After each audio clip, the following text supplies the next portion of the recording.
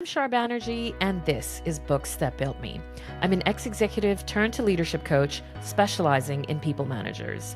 My job is to get people out of that manager headspace and into their leadership growth space.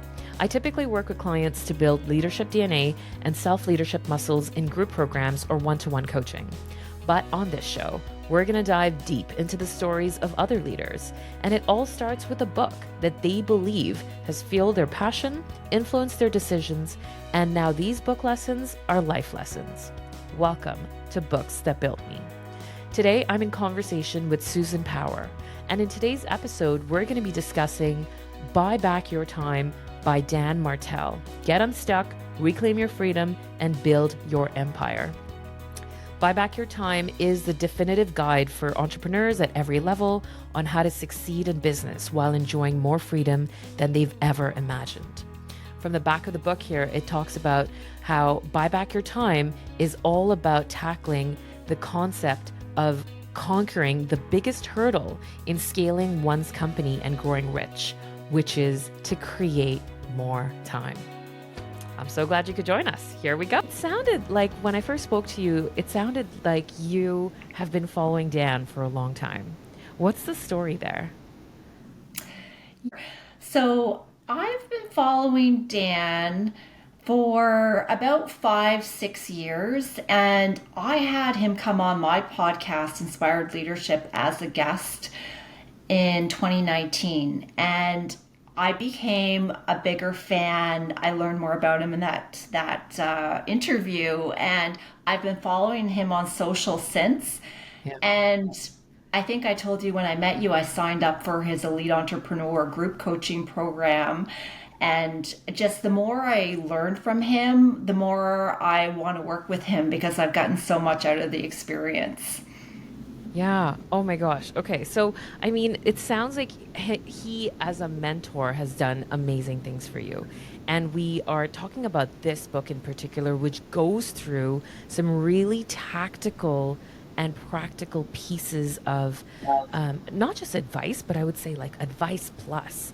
He's like, I've not only done it, not only have my clients done it, but you're behind if you're not doing it. So I call that advice plus. Um, Yeah. So, I mean, in terms of who this guy is, in case your listeners are not familiar with him, he is a SaaS, software as a system entrepreneur. He's scaled and exited 3 businesses, and he wrote this book, Buy Back Your Time, because he wanted to share some of the lessons he had learned as initially he had a bunch of businesses that failed, but then he cracked the code and scaled and sold 3 of them. So that's really what this book is. A lot of times people see it and they think it's a time management book, and right. it's so much more than that. So he has a quote in here about many entrepreneurs are looking to build a life that they love. I'm trying to find the exact quote in the book, but a lot of entrepreneurs work around the clock and they start to hate their business, right? Even if they are successful, because they start to scale and they start to sacrifice their personal life. So he talks about buying back your time so you can create a life that you love and build your empire, he calls it, so you can build a life that you want to live and that really you become your 10.0 version of yourself. Yeah, actually, that's a great point because he is very particular in the way that he describes empire building. Because I remember there's a part in the book that he says there's 3 levels. Level one is where you are, and being employed. Level two is where you are an entrepreneur, so you're creating the business, and you employ others. But level three is when you're an empire builder. And that's different from being an entrepreneur. And he's very clear that there is an exchange of money for time at level two, but there is an exchange of money for more money in level three. And that's how he defines building an empire. Do you want to just touch Yeah, on that? Yeah.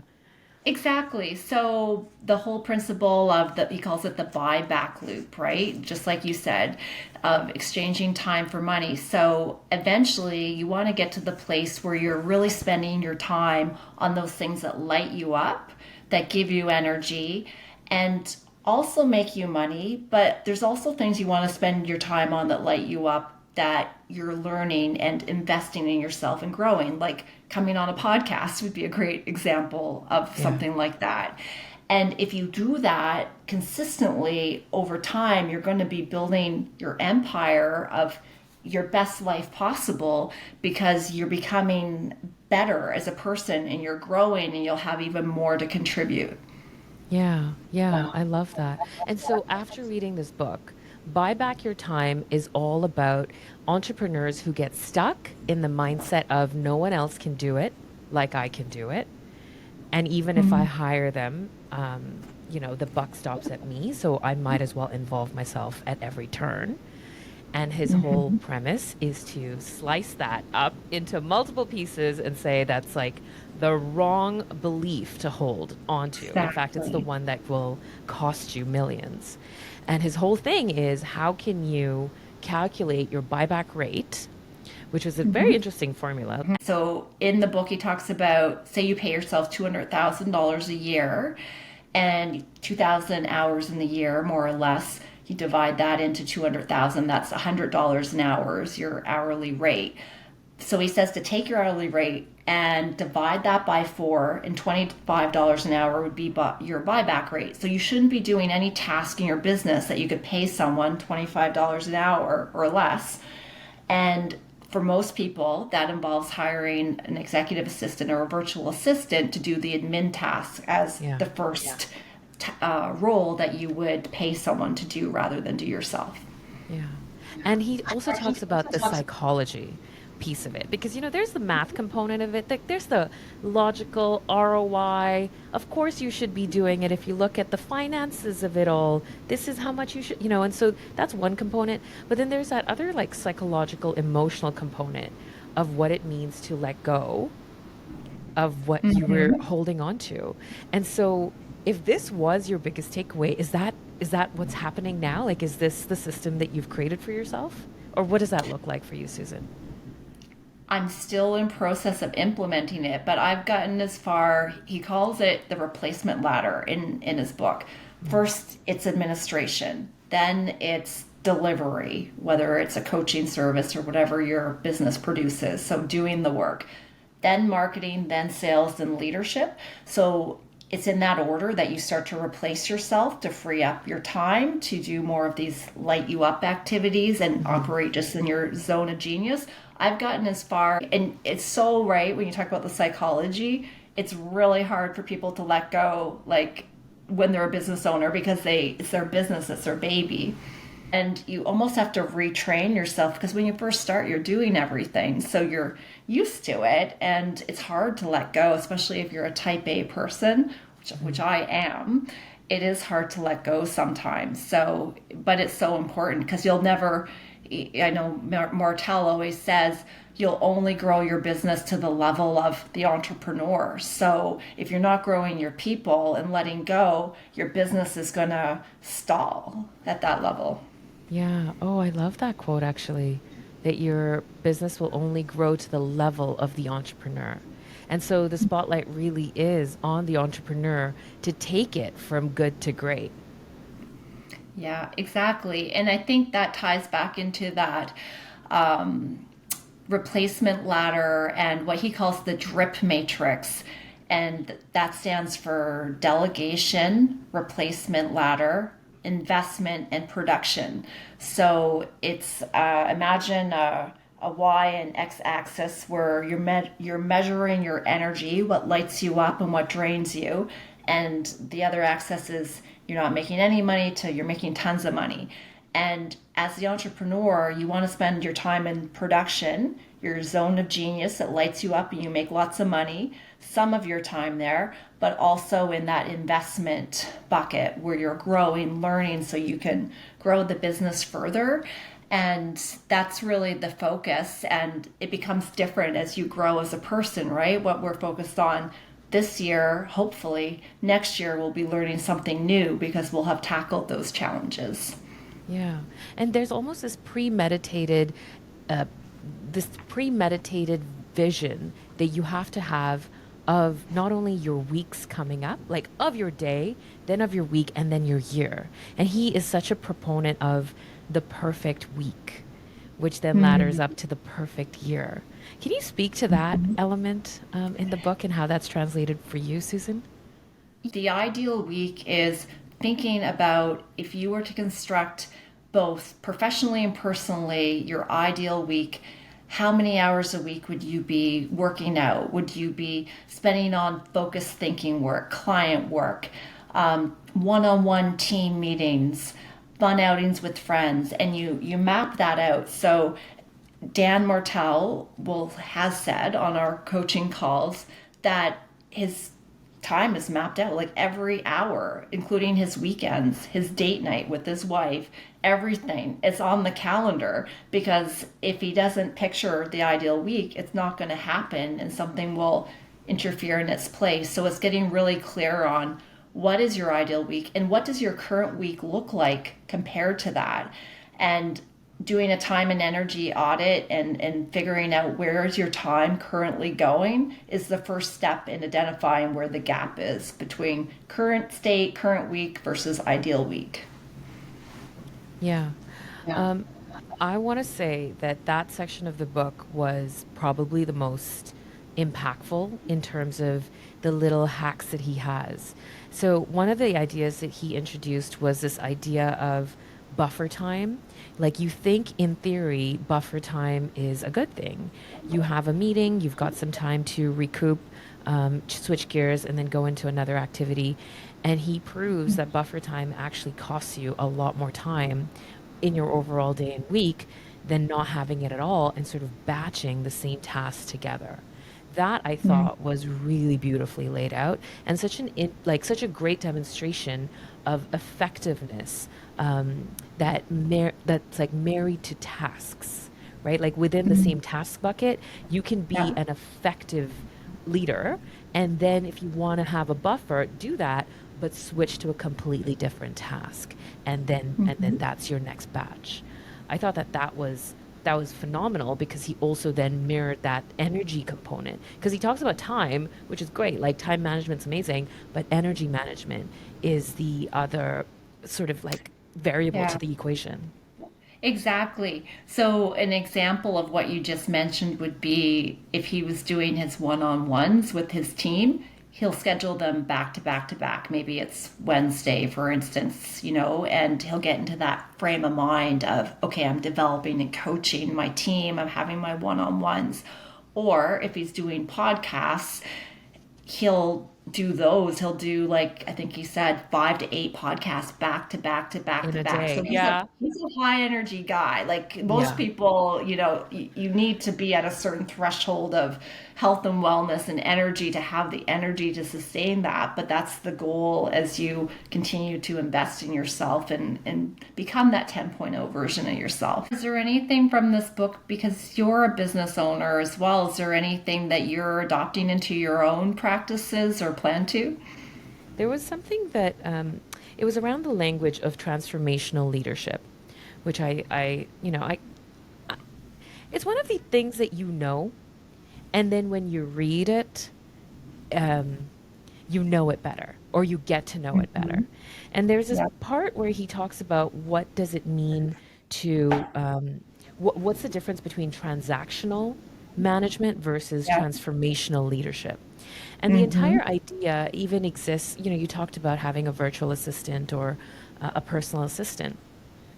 And so often we think, okay, a personal assistant's going to do exactly what we tell them to do.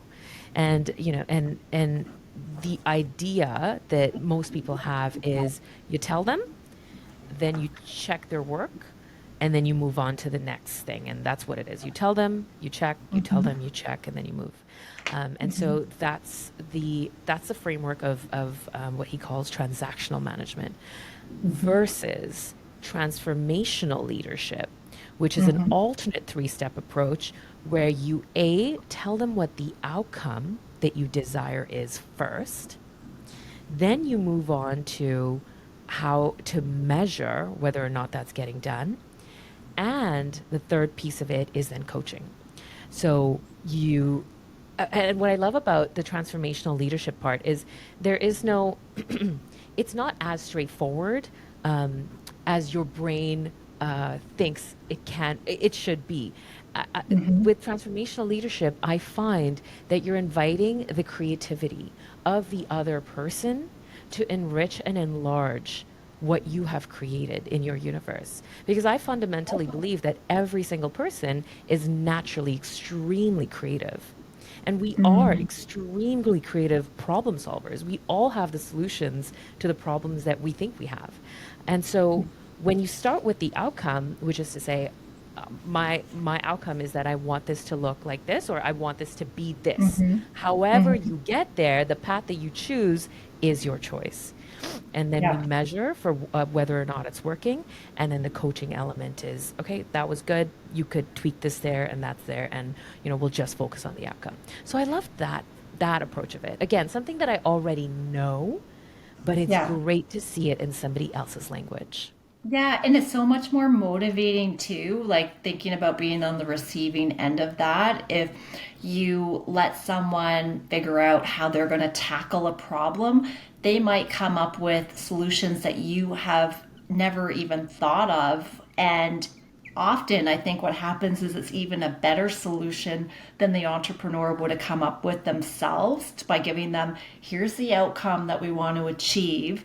And you come back with three options of how you might move forward. You can still be involved, so you don't have to give up complete control, but it allows the person to your point, be creative and really the sky's the limit in terms of the approach that they might take. And I know Martell always talks about his management team through his business that they have autonomy to make a $5,000 decision without his sign off.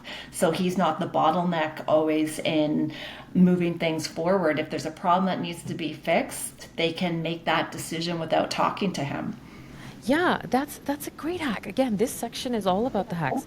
That hack was called, I can't remember, but it was something called like the $50 magic pill. That's what he says. It's give everyone on your team an amount of money that they can spend to fix problems without your involvement.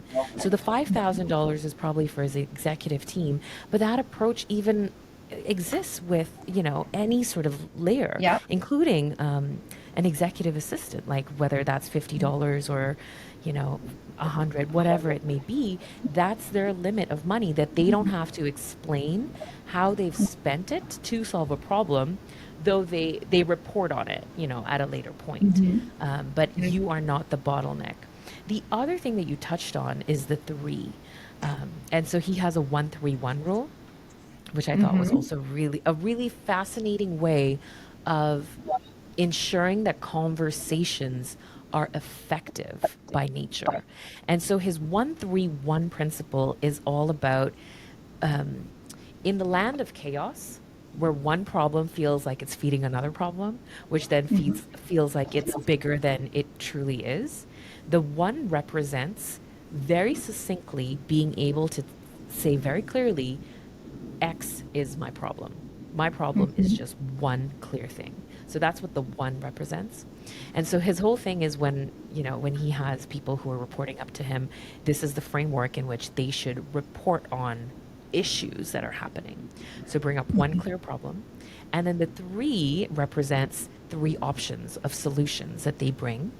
Again, inviting their creativity, their own natural intuition, and their own, research and development, whatever they bring to the table. Here's the space for all of that to come alive.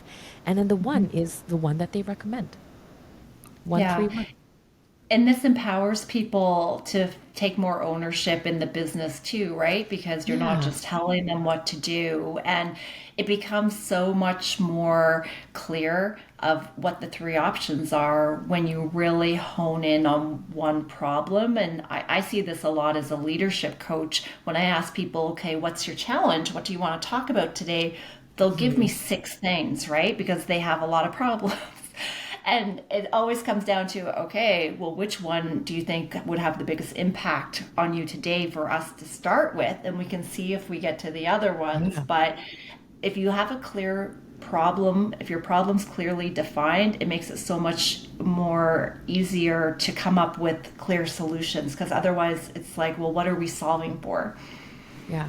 And actually even on a personal level, when you feel all sorts of way and things just feel too much or too crazy or too busy, oftentimes they say if you just kind of start writing or typing out whatever in stream of consciousness, whatever is happening in your brain, and you distill that into like what is at the heart of all of the chaos that surrounds the issue, and you get to the one issue, that in itself is solving like 80% of the drama. Because in not knowing what the issue is, it just feels bigger. Yeah, the emotion floods in, right? Whether it's overwhelm or whatever it is, but you can start to make sense of the chaos just by that free flow, is what I'm hearing you say. Yeah. The other word you touched on, Susan, which I think actually could be the title of this book, it's all about ownership. And it's interesting because as an entrepreneur, of course, you have ownership. You've built this thing, it's your baby. This is your idea, your dream come alive. And his whole like all these hacks, all these techniques, it's actually about creating more ownership in others that then supports what it is that you're trying to do. Yeah, Dan Martell, he always talks about this, that your goals and dreams as an entrepreneur need to be big enough that your team's goals and dreams can fit into that. So he talks about asking during the one on ones, what are your goals and dreams for your life and your career over the next 5 years? So he understands and can support what his employees want for themselves. Maybe it's buying a house or going to Italy or starting up their business. Like, you don't know unless you ask.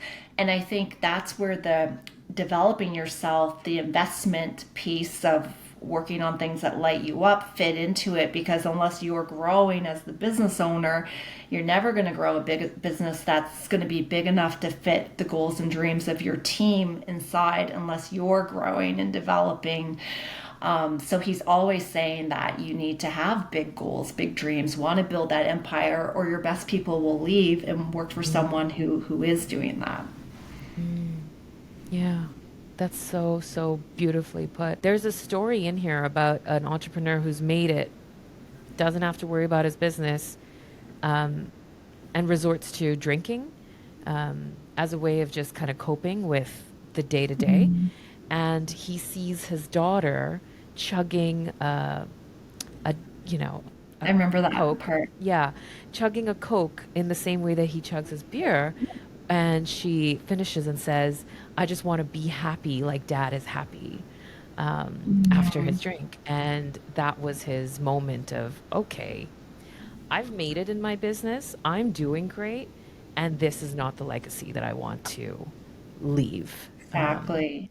And as a Yeah. leader, employees are no different, right? They're observing what the leader is doing, and maybe role modeling or not, and learning from that.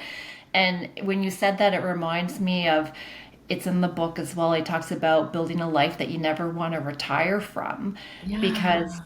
retirement, I think, is an outdated concept in my view. And if you really are building a life, an empire, like this, realizing the self actualization, you're going to want to continue to do it as long as you're healthy. I love that. Retirement is an outdated concept.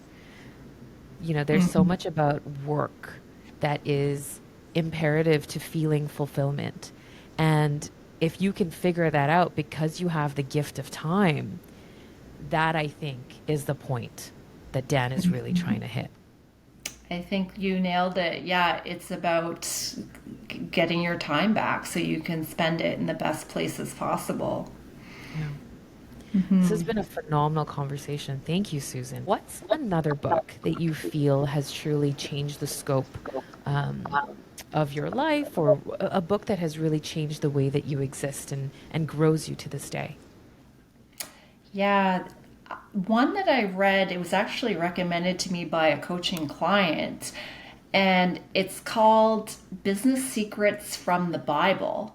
And it's interesting. It's written by a rabbi, and it's a really good read. It's really, really, really good, regardless of what your belief system is. But the main takeaway from that book is of being of service, and that money is simply a reward for being of service and value to other people. And the focus needs to be on every day, how can I serve this person based on what they need? And if I can't serve them, don't even try to make money from them, because it's just not going to go anywhere. And I just love that concept because it changes the energy you bring to an interaction of, I want to be of service. Let's figure out if I can meet your problem, solve your problem. If not, I'm not the right person for you. And there's a lot more in it than that, but I just love that concept. And a fascinating title. Like, so interesting. Business Secrets from the Bible. Yeah, I can't remember the author's name. It's Rabbi Daniel something, but it's definitely worth the read. A lot of translation from Hebrew, lots of lessons from the Bible. I didn't realize there was so many business secrets from the Bible until I read this book. Same. Okay, well, I'll find it and I'll link it in the show notes. Thank you so much, Great. Susan, for being here, for sharing your time, your energy with us. A very good question that you asked me before we hit record is, Shar, we're not going to go past the hour, right? And I said, no, Susan, that's what we learned from the book. We're not going to bleed. We're not going to bleed time. Well, no, So thank you. Thank you, Shar, for the opportunity to discuss this book with you today. And I really appreciate all your insights that you brought. You clearly read it in a lot of detail, and I hope your listeners pick up a copy of it, Buy Back Your Time by Dan Martell. And by the way, he has a workbook online that has all the templates behind his book, no cost. Anyone can great, download great. it. So your listeners can check that out as well. That's so helpful. Great tip. Thanks, Susan. And that's it for this episode of Books That Built Me. If you've enjoyed the episode, please take a moment to leave us a review. It really helps support what we're doing. Thanks for listening, and you can always find me on my LinkedIn at Shar Banerjee. If you're dealing with a leadership challenge, I would love to hear from you and have you join our community. And of course, I'll talk to you next Tuesday on a brand new episode of Books That Built Me.